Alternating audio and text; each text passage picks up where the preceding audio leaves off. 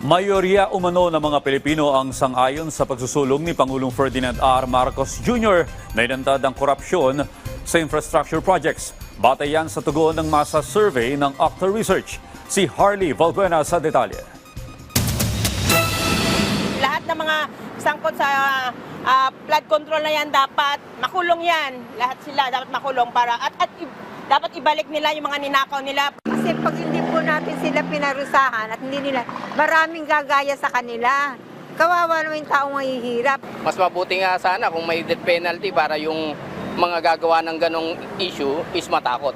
Ito ang nais mangyari ng ilan nating kababayan sa mga sangkot sa anomalya sa flood control projects. Ang mga sentimentong ito ay sumasalamin din sa resulta ng tugon ng masa survey ng Octa Research kung saan lumabas na 8 sa bawat 10 Pilipino o 83% ang sang-ayon sa pagsusulong ni Pangulong Ferdinand R. Marcos Jr. na ibunyag ang korupsyon sa infrastructure projects. Pinakamarami ang sumusuporta sa nais ng Pangulo sa NCR na nakapagtala ng 91% at 90% sa Balance Luzon. 3% naman ang nag-disagree o hindi sangayon, habang 13% ang hindi patiyak sa kanilang desisyon.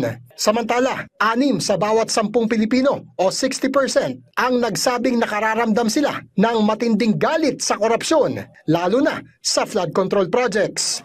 30% naman ang may nararamdamang takot o pangamba sa epekto ng katiwalian. Samantala, 46% ang naniniwala na ang Independent Commission for Infrastructure o ICI ang pinakamapagkakatiwalaang tanggapan para pangunahan ang investigasyon sa flood control projects. Pumangalawa lamang sa kanila ang Senado na nakakuha ng 23% trust, 13% para sa Kamara at 8% sa Department of Public Works and Highways o DPWH. 68% naman ang gustong panagutin ang mga korap na opisyal at kontraktor. 58% ang nais na mabawi ang mga nawala o nakulimbat na pondo.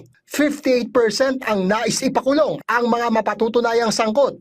41% ang hangad na maisakatuparan ang dekalidad na flood control projects at 34% ang gustong palakasin ang transparency at pagbabantay sa mga proyektong pang-infrastruktura ng pamahalaan.